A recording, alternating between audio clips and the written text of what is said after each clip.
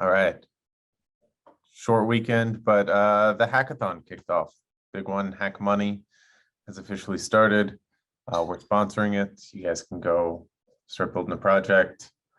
I'm building a cool one. Tally was telling me he's building a cool one. You know, Tim's building a cool one. So yeah, lots of us are building. So it's some steep competition for that Tellor bounty. So anyway, go build, should be fun. Other things, posting a video today. I did the global DeFi talk, why oracles will be bigger than your L1. Should be a fun talk up on YouTube. Other things we're working on this week. The big news today, we're closing the vote on the Treasury. What time did we kick that off, Brenda? I think it was 2. 2? Okay, so we'll close that today at 2, and then 24 hours after that, we'll mint the new Treasury. So I think should look good. Yeah, so that's what we'll do this afternoon. Other than that, I have to fix the data feed that went down. So we'll see if I have to ping Josh. Something's happening weird there. And then I'm going to be working on some Tellor 360 stuff. So we'll be good. I kind of have like the initial structure and everything set up. So just putting in some logic.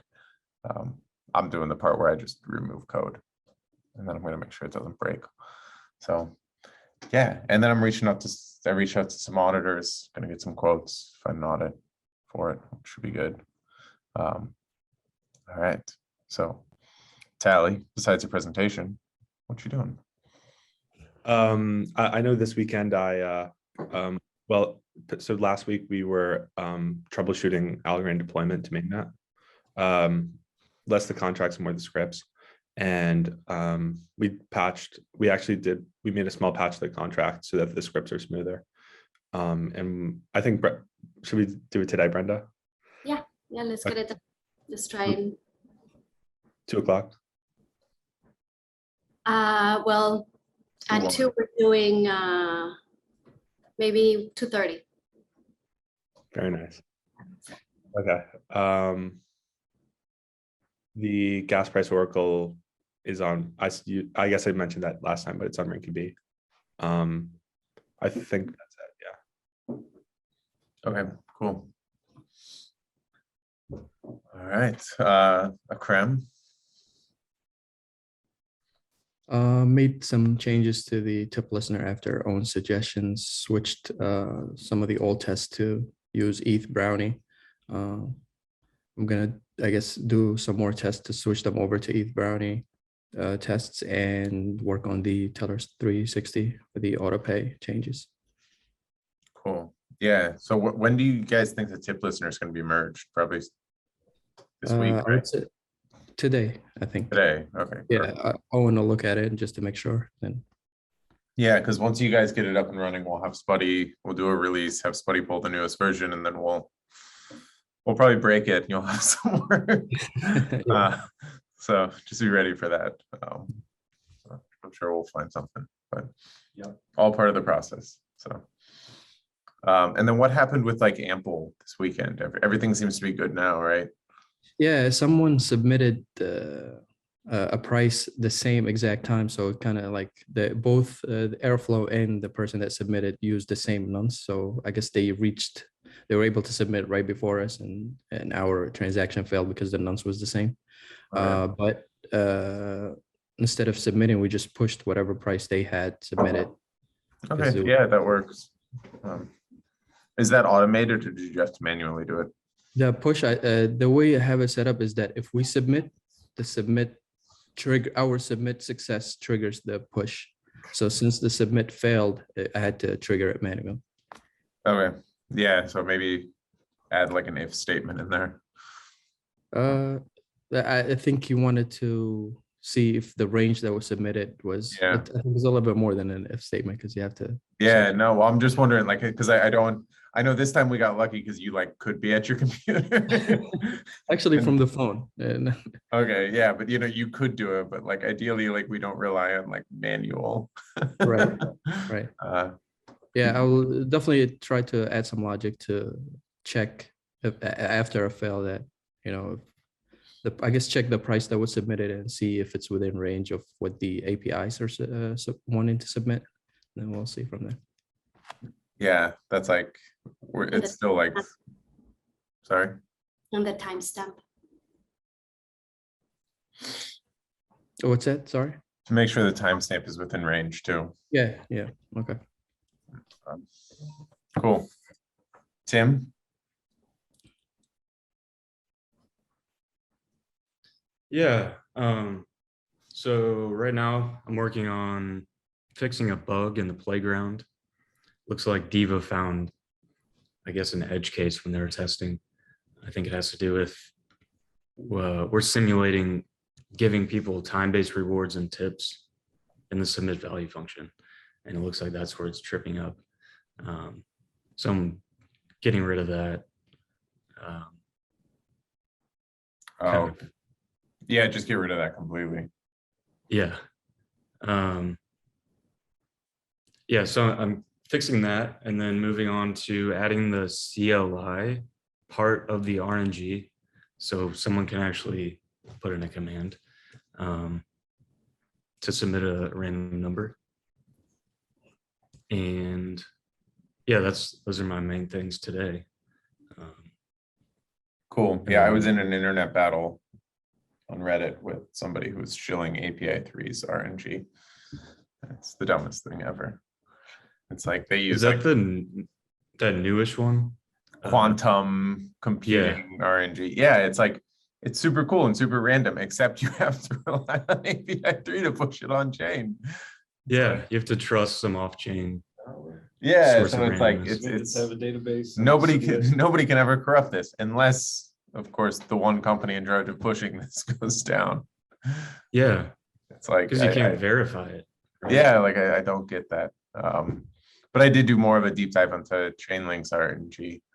And I mean, besides the whole censorship issues, their biggest things is so like it's based on the one whoever reports it, the private key of the node. So like any node can give you a random number, but since there's no slashing or no liveness guarantee of it, the RNG is actually based on their private key, so they can see the random number before they put it in. You can prove that it's random based on their private key, but there's nothing that says they have to submit it. So like there's sort of like a selection bias problem there, because like they could draw the random number and they can't change it, but they can just not submit it if they don't like it and then hope somebody else submits a different one.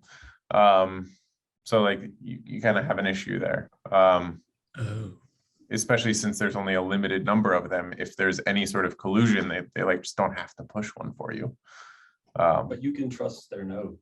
Yeah, exactly. So like it's yeah, it's one of those things where like, if you can roll the dice and you need it under 3, you can't control what number shows up on the dice, but you can throw away the dice. Yeah, you can say like, oh, it looks like we're not playing anymore. Yeah. So it's like a re-roll. Yeah, it's kind of not fair. So like there is some bias there where it's not quite perfectly random, I guess you could say, if the nodes have any sort of self-interest in where it's going. So anyway. Well, ours maps to one specific random number.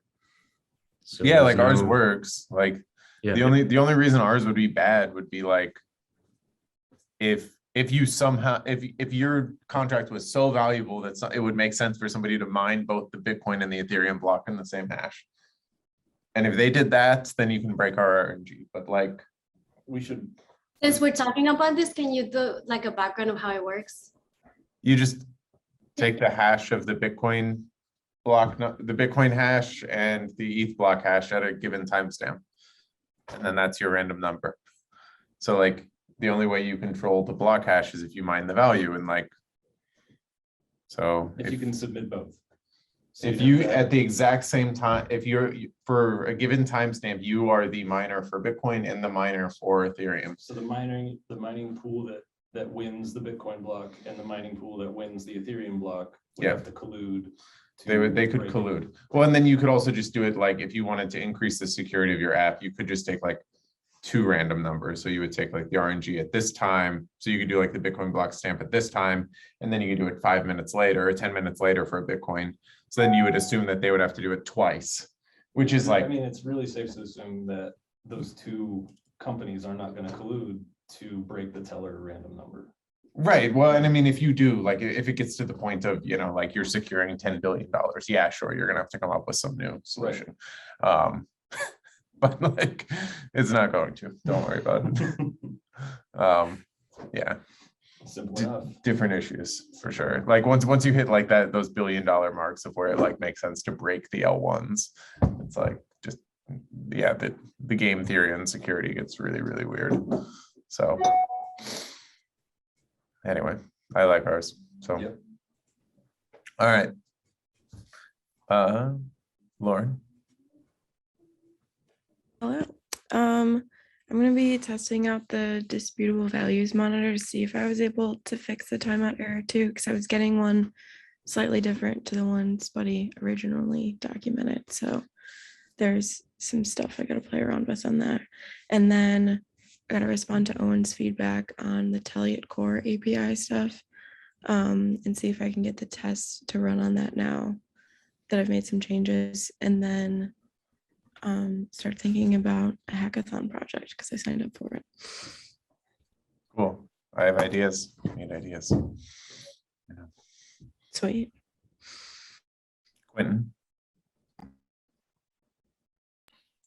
Yeah, I worked on the sample contract for the reporter. I added some only owner checks and added some extra tests to it.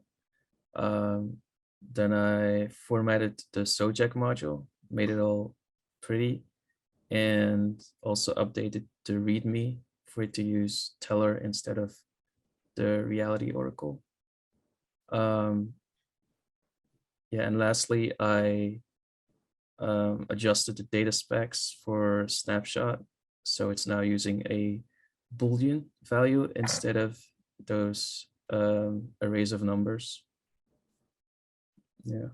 Cool. And then you saw if you can make changes, you can make a PR for the front end, right?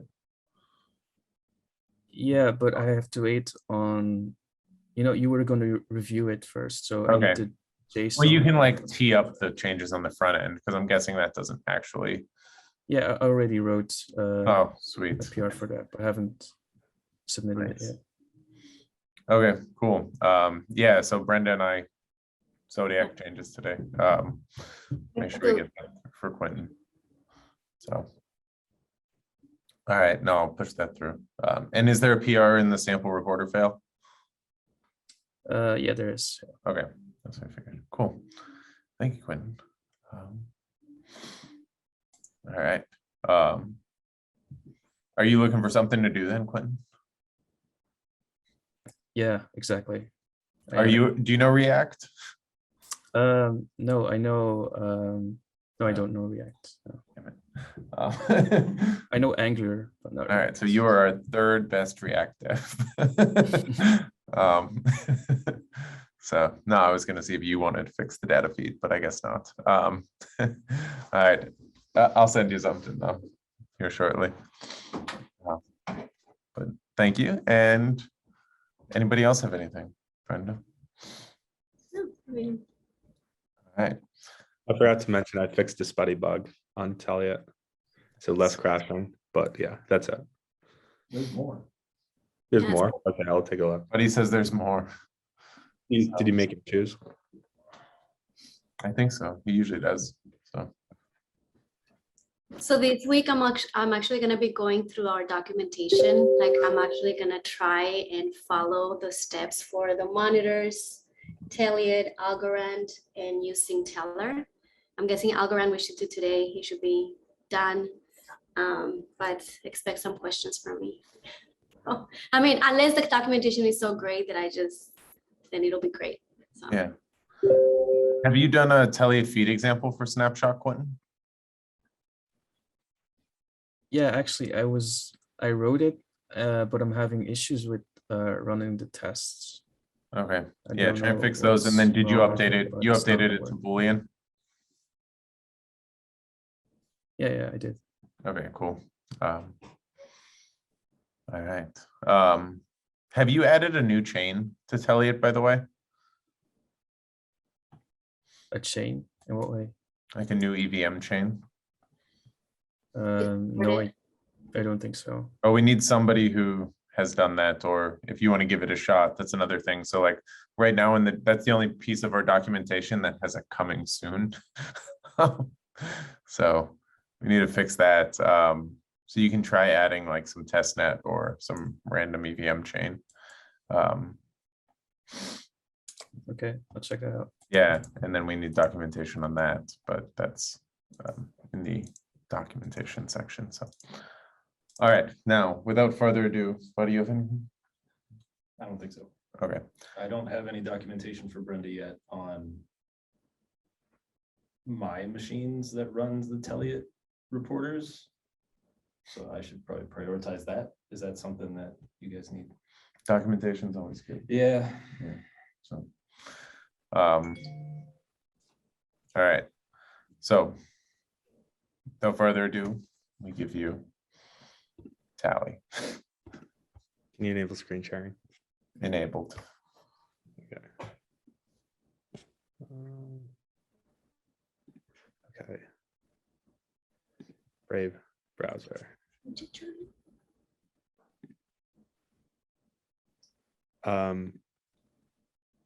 Here's my presentation on our re-implementation of a re-implementation of Tellor on Algorand. So in other words, it was sort of two-prong, and this is the sort of recap of the second prong.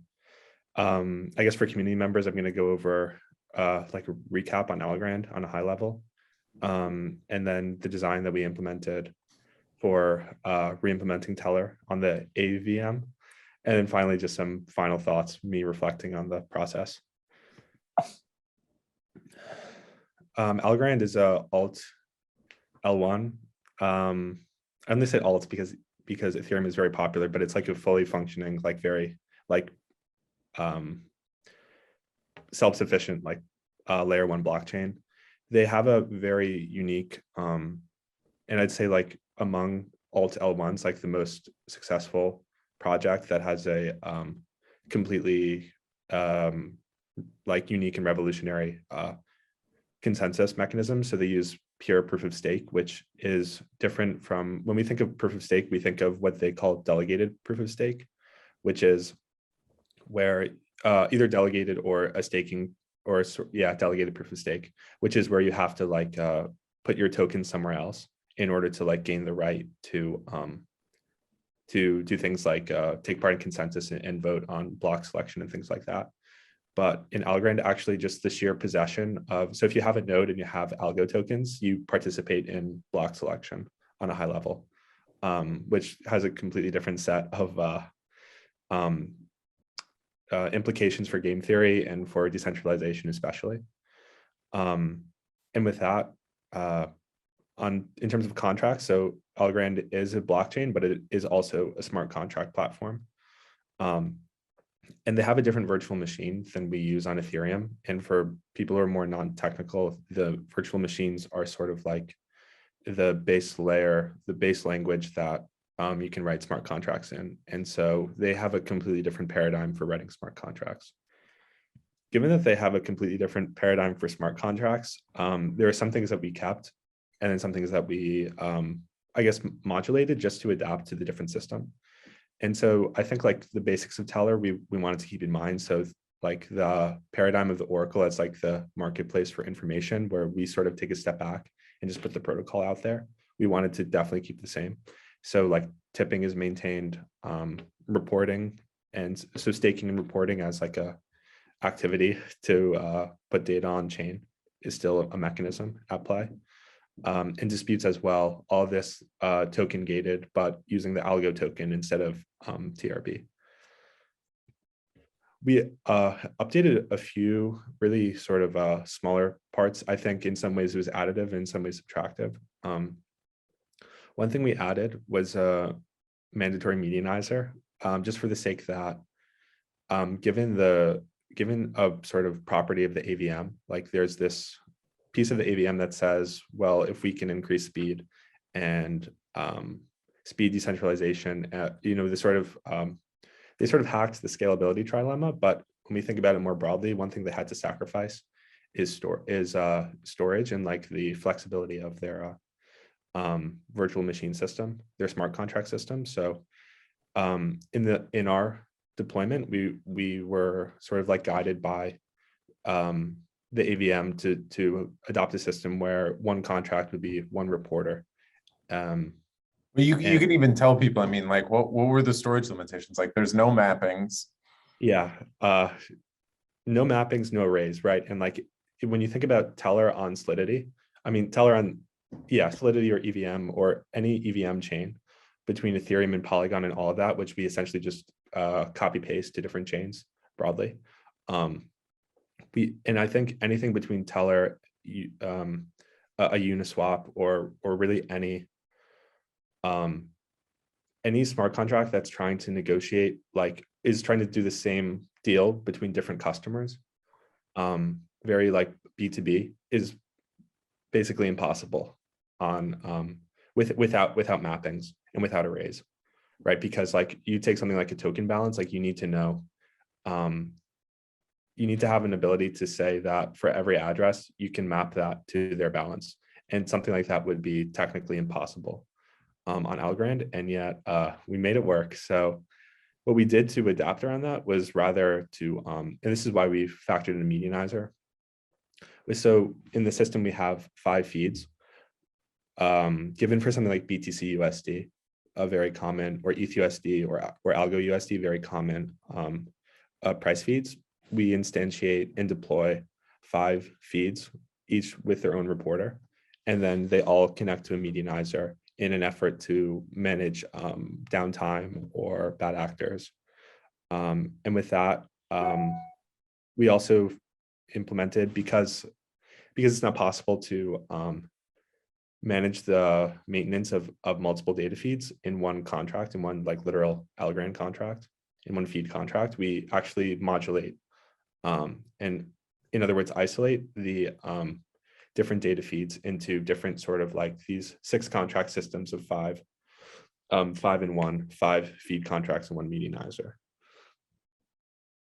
And with that, like it led me to a lot of thoughts about sort of like the bold experiment to like challenge the EVM. And so first, I think like on that note, as I mentioned about the scalability trilemma between speed, size, and decentralization, like Algorand actually manages to ace that. But I think like given that paradigm, like there's actually a lot more that can be compromised on and that can be missed, especially as we moved, like, I mean, we're almost honestly years past like a Bitcoin essential paradigm, like a paradigm of blockchains that's all about Bitcoin. So in this age of like smart contracts, and especially in the world where like ETH mainnet gas prices are completely unaffordable for like new projects, there's sort of like, we almost take for granted like the flexibility of the EVM and like how much computation it can handle. So I think like you take something like Algorand that really handles like the layer 1 essentials of the scalability trilemma for an L1 like remarkably well, in a way that beats almost every other chain I can think of, including ETH mainnet and Bitcoin. We come to see that like for product development, there are really some like other essential sacrifices that can get in the way, especially like this network effect problem that like the developers in the space like know the EVM so well, to the point that like there's an Ethereum stack exchange, right? Like there's no Algorand stack exchange, and for any other virtual machine that's challenging the EVM, there's no stack exchange. You will most likely be going to their Discord and talking to their dev relations. So with that being said, and without being too critical, I think I had a really good time taking on this task, but that's sort of the nutshell there is that development on these I think like these other chains have like lots of uphill battles to do, just like us and just like Ethereum and really every startup in the space, and trade-offs. I'll leave with that. But yeah, this is Yeah, so I mean, if I can Yeah. like, I think I know a little bit more than other people, but to actually explain how Tellor works, like correct me if I'm wrong, because like I've only gone over it like briefly too. Like, so you have a contract, like an Oracle. So if I was going to be one of the oracles, I would deploy my own smart contract. I would stake, you have stake algo token because there's no bridge to bridge TRB over. Yeah. So you would have to stake algo token, and then I can start reporting the data feed. So I would start, say, reporting. I would make this basically, it would correspond to one query ID, right? This smart contract, it would correspond to one query ID, and I would start reporting it. Now it actually can't store historical values, or how many historical values can it store in it? Short answer, one. One, yeah, like because there's just no storage in it. So like Yeah, every there's no arrays. So like on Yeah. Tellor Ethereum, you can have an array of values, but that's not possible here. right. So like every time, if it's the Bitcoin price, every time you update it, you're basically just overwriting the previous one. Yeah. And obviously, like this is a bad oracle because you're reliant on one guy. And how does that work? So what you do is you have basically a bunch of people can create those, and then you have a medianizer contract. Now in my oracle contract, anybody can dispute me. So they can dispute me, it pauses my contract, and then it goes to a vote or to a governance contract as far as whether or not he lied. But the medianizer, I guess, the hard part about that is choosing which contracts, I guess, to include in your median, and coming around there. But so it is a little bit different of a paradigm than Tellor on mainnet, because it's sort of not quite as trustless, just due to data storage. So like ideally for each user, what they would want to do is probably set up one of these medianizer contracts for their query ID, and then select people based upon who they think are going to stay up and running. And obviously they can dispute them, and they're sort of crypto economically, it's not completely reputation based, but then at the same time, if you dispute everyone in your network or they were colluding, you'll like have a pause and you'll have to replace them, and you'll have to have some governance process for replacing those oracles in your median, correct? Correct. Okay, I think that's, so the big things that we're hoping, I guess, for the future would be working on some governance structures for people over on Algorand. I mean, that's more on them. Like, we're not the pioneers of governance technology. And then, yeah, ideally, if there was some other way to store more data, it would make it better. Because it's just really, like even like you can't store, like if you wanted like multiple reporters in the contract, like I think we hit that issue about, you just can't actually store the data of multiple reporter addresses. Yeah. So, Tricky. yeah, it's super tricky. And going over with Tally and Akram both did a great job, kind of working within these limitations to build the best oracle we could over there. So any other questions on it, guys?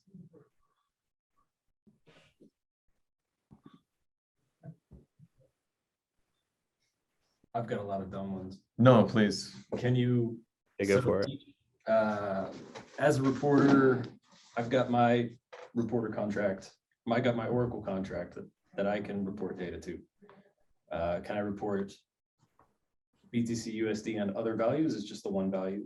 You would have a different contract for Different ETH, contract. For different each contract for Bitcoin. Okay.